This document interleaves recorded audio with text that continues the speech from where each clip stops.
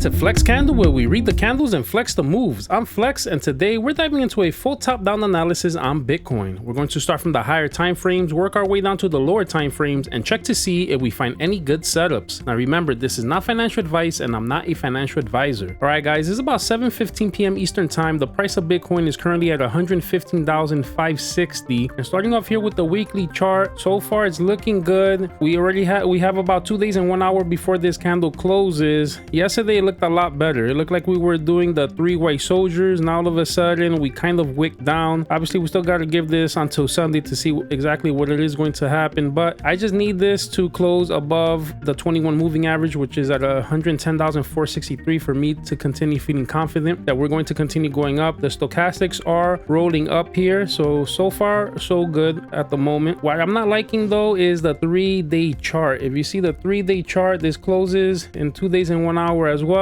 We're starting to get a red engulfing candle. The 21 moving average is at 115,172. Again, 2 days before we close this, but look at the stochastics. They kind of look like they want to roll over, and the RSI is kind of rolling over. Still a little bit too early to tell. Let's see what happens when that closes. Now on the daily chart, stochastics are toppy now. We kind of made that second little hump here, but we didn't really get any much higher than maybe like 118, which was what I was thinking. I was thinking that this inverted head and shoulder was going to play out. It played out perfectly with that win that we had on the 4-hour chart the other day. Right now we're having a red engulfing candle for today. This candle closes in about 45 minutes. We are still above all the moving averages, so that is bullish. We have been green for a little bit. We have been going sideways, but if this does fall down and we start losing averages, we have to stay above this 21 moving average at 113k. If we lose this, then it starts to get scary again. Then the 200 moving average is on the table. This is currently at 103,215, but so far right now we're doing okay. I just need to close above these moving averages at the moment. Now on the other time frames, the 22-hour chart is already on the way down. We started losing the 21 moving average a little bit, but we're kind of still trying to stay above it. This should reset in a day or two, so let's see what ends up happening. Maybe we'll continue to go up from there. On the 12-hour chart, stochastics are still on the way down though, so this is not looking good. On the 10-hour chart, we still have more room to continue going down as well. We lost the 21 moving average, but we are holding the 200 moving average here as support at the moment. Now on the 8-hour chart, still we need to continue coming down here on the stochastics. On the 4-hour chart, stochastics are getting low, but we could drag here for a little bit before we go up, and this kind of double topped here. We lost the 21, we lost the 50. Now our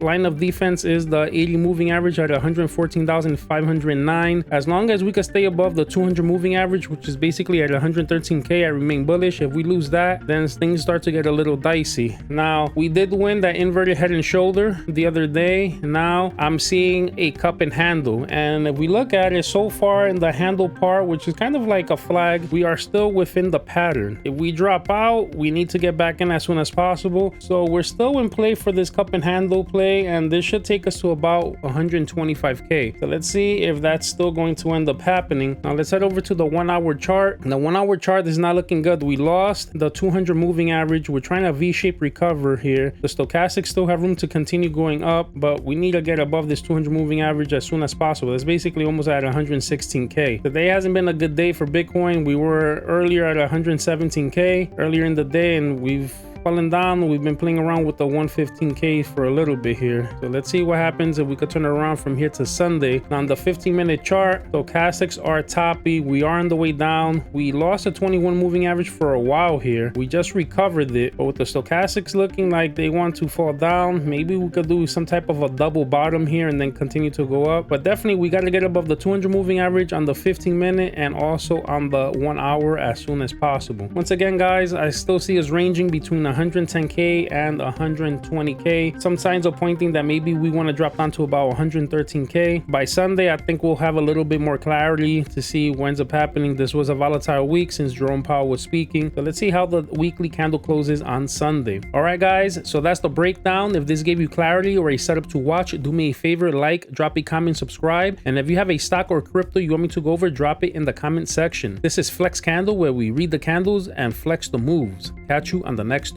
chart.